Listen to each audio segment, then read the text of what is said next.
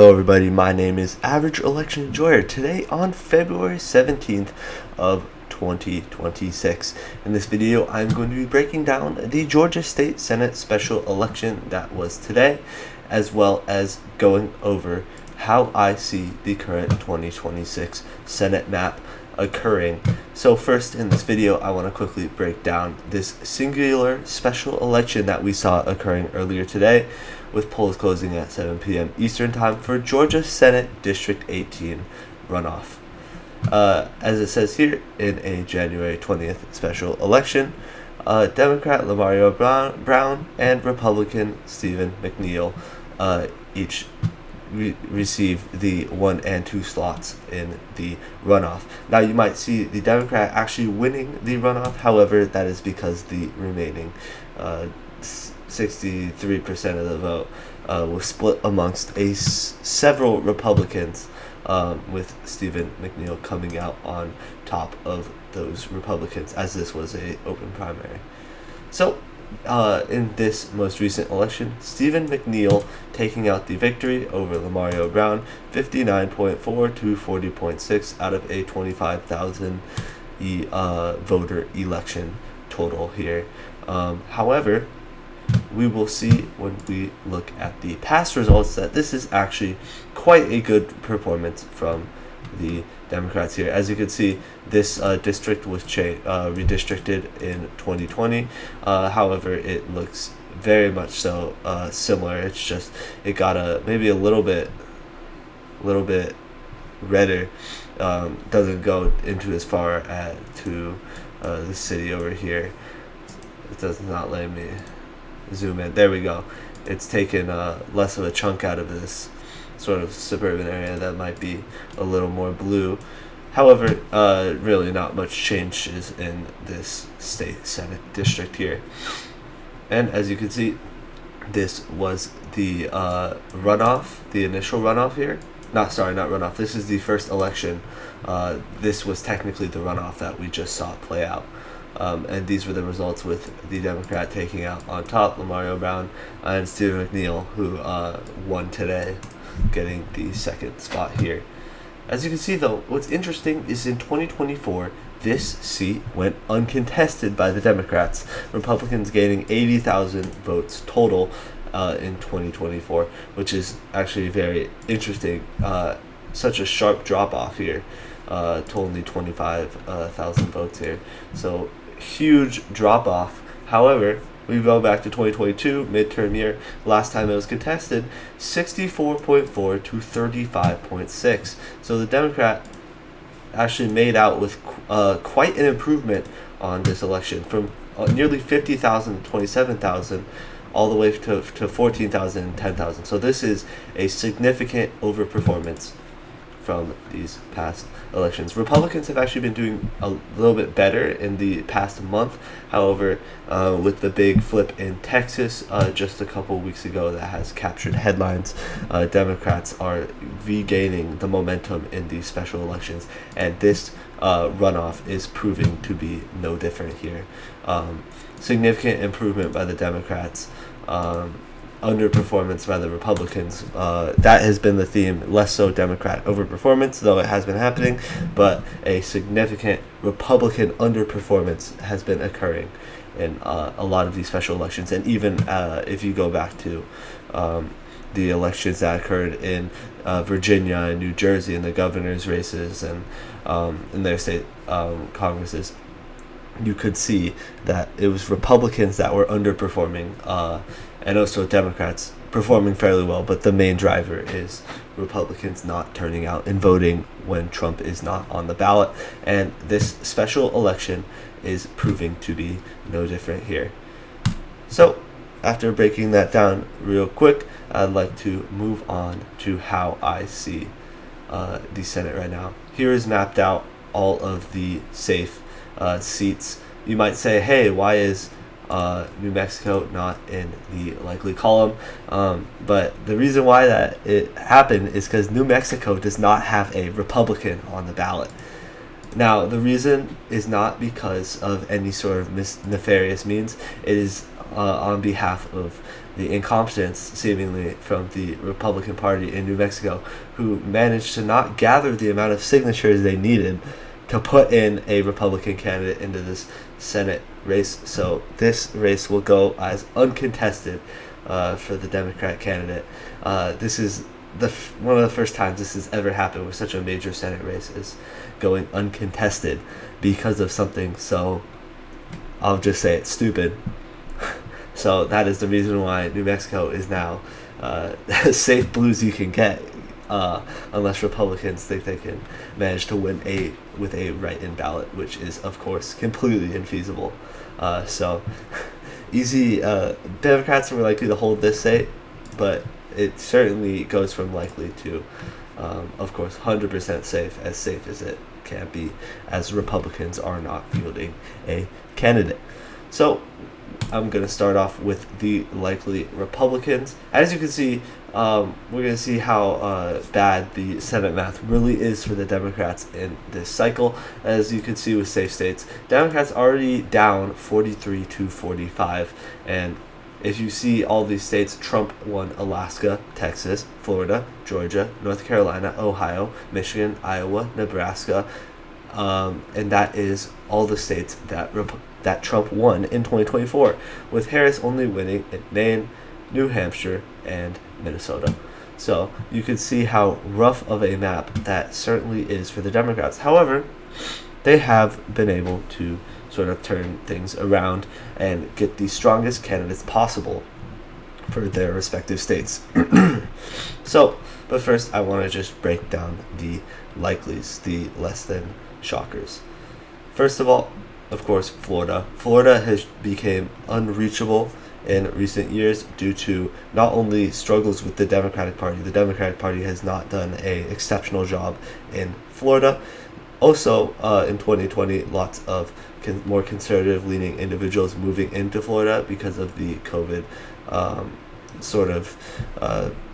a lot of them preferring less government intervention in regards to that. So Florida is just a more conservative state than it used to be, and not much else to be said. Should be a very convincing victory for the Republicans. However,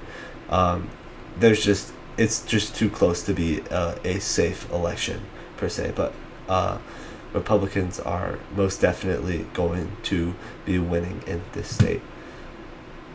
The next one I want to highlight is going to be Nebraska here. Nebraska is going to be safe red. Dan Osborne certainly gave the Republican incumbent a run for her money in the 2024 election, only losing by about 8 points.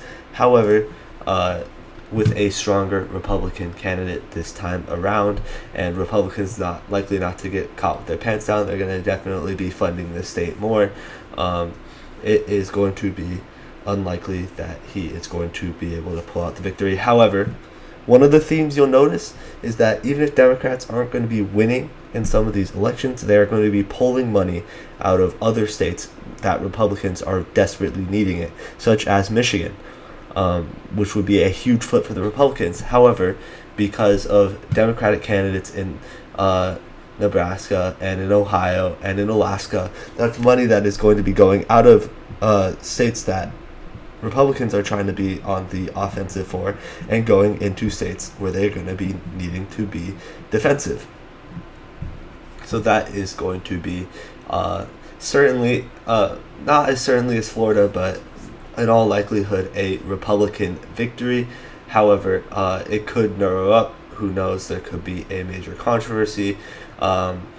If Democrats get a insane amount of turnout in the Omaha district, where they actually won, where they have been winning for the last couple of presidential cycles, that electoral vote area around Omaha, it could get somewhat close, but Democrats, or in this case, independent, because Dan Osborne is an independent. Democrats choose not to field a candidate because he has the best shot, even though he does have a form of populism. He is the kind of independent candidate that has the best chance, as he is more conservative socially, however liberally, or he is liberal financially.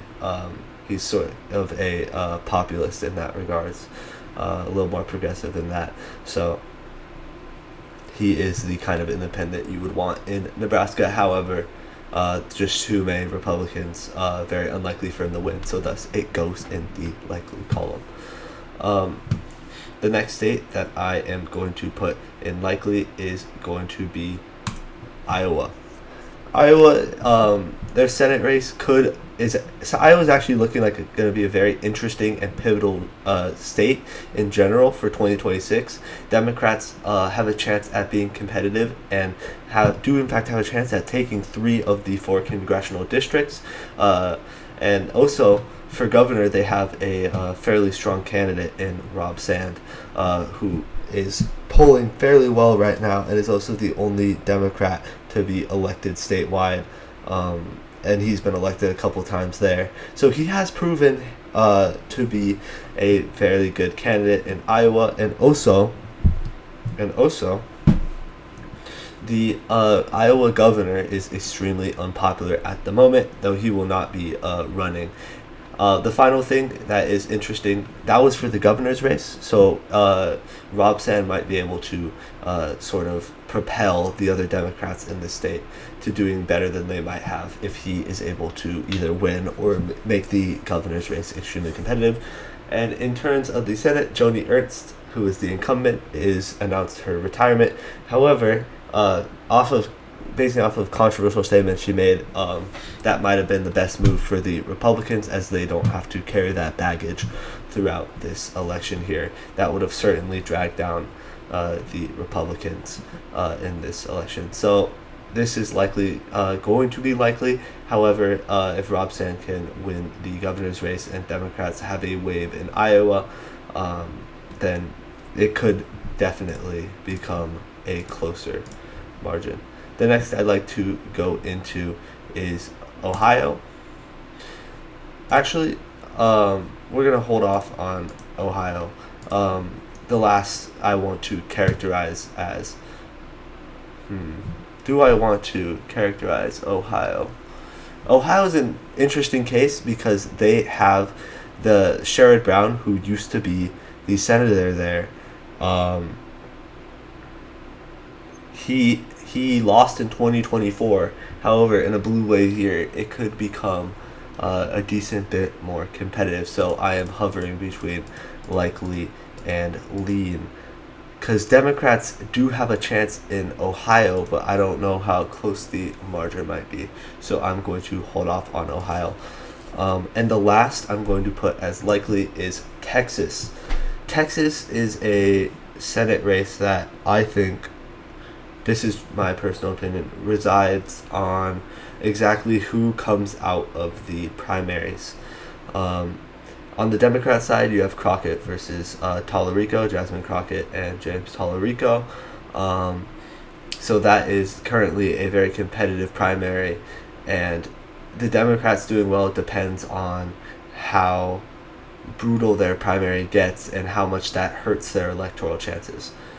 Because their primary controversies have erupted on both sides, and nobody is really the winner in that. And the same thing is occurring in the Republican primary, where you have Cornyn, who's a more moderate Republican, who's the current incumbent senator, versus Paxton, who is a very much so a MAGA Republican. But he has controversies to him as well, in being a split with his wife on so-called biblical terms.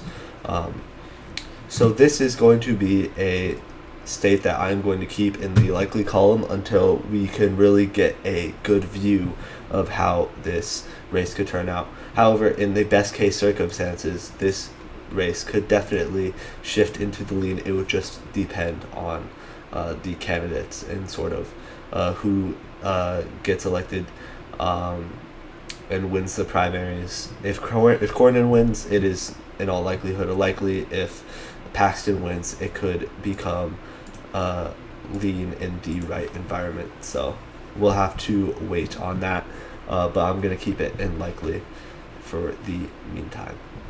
And now I'd like to switch to the likely for the Democrats here. The first is going to be, of course, Minnesota. I don't see Minnesota being particularly close now, especially after everything that's been happening in Minneapolis. It certainly is going to cause Democratic turnout in Minneapolis and several of the major cities in Minnesota to be very high, and that's just going to hurt the Republicans' chances of winning even further. Additionally, with the governor's race, it's very likely that Klobuchar is going to absolutely wreck Mike Lindell, the My Pillow guy, who's looking like the Republican nominee.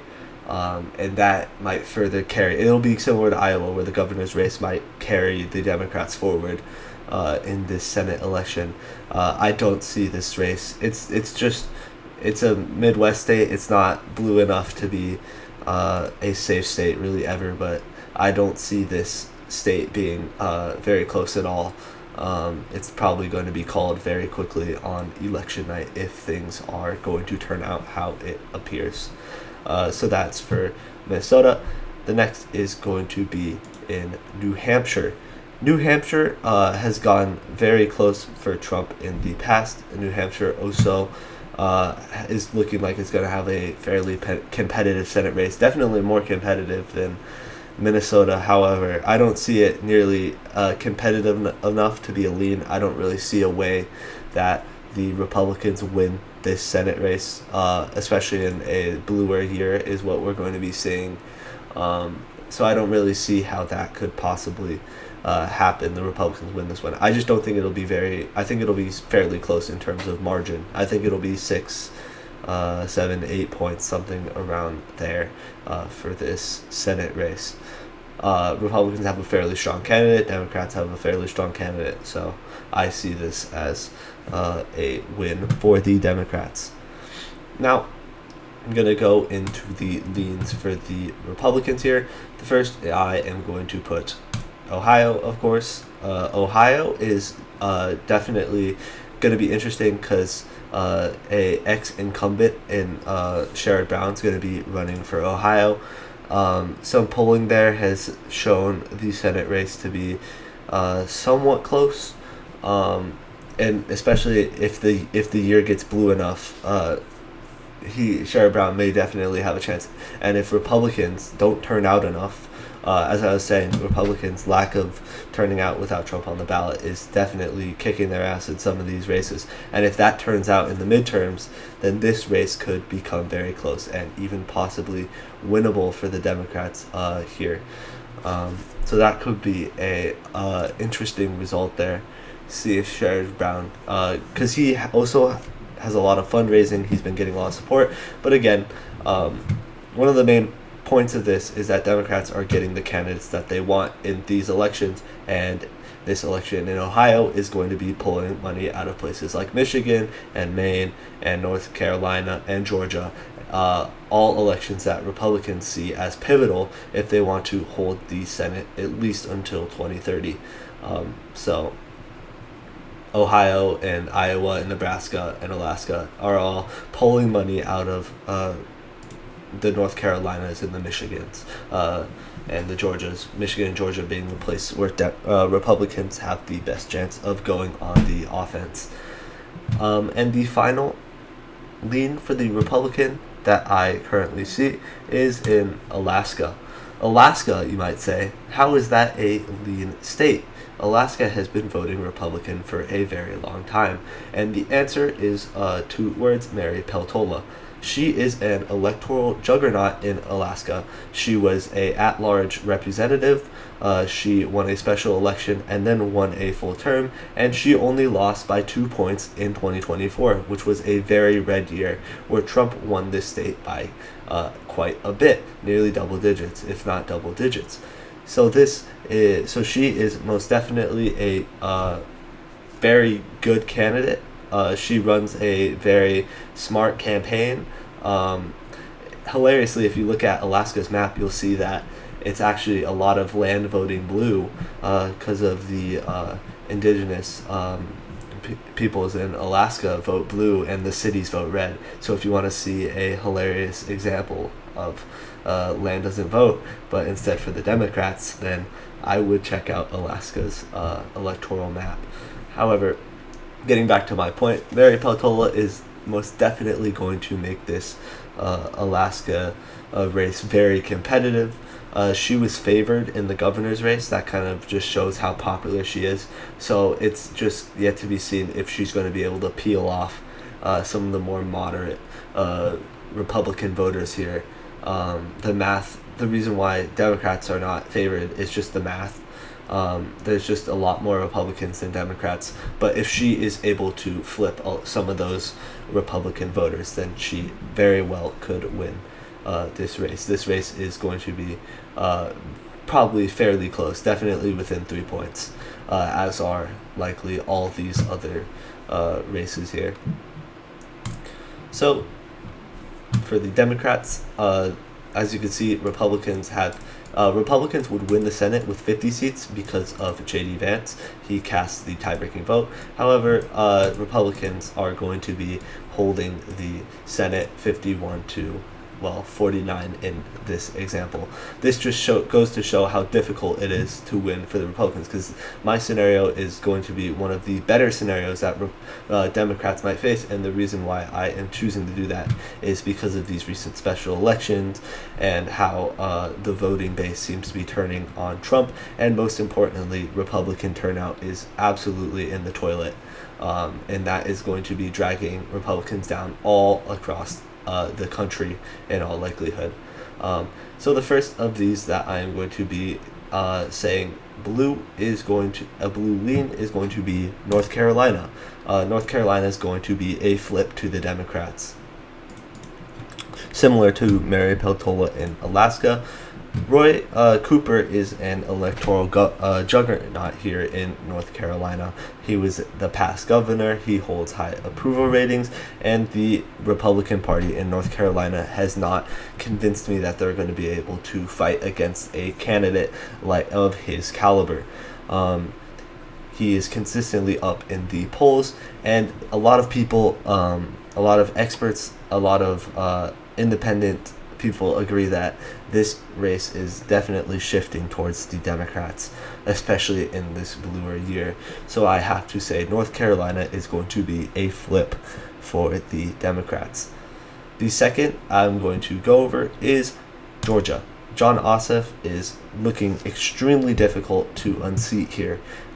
In this election, he's gathered a substantial war chest. He is also fairly popular, and the Georgia Republican Party again have not brought me with enough confidence that they're going to be able to take down a candidate of his quality. So again, I'm going to have to say this is going to be a fairly close race, 2-3 point margin at most, but I think Jon Ossoff most definitely has the advantage in this Senate race. The next I am going to have to put as a lean is going to be Michigan. However, this is going to be probably the closest election in this cycle, I would have to say, in terms of Senate races. Michigan is a state that Democrats should be doing better in. It didn't vote for Trump by too much in 2024. It's voted blue in the past. And it's going to be a blue wave year.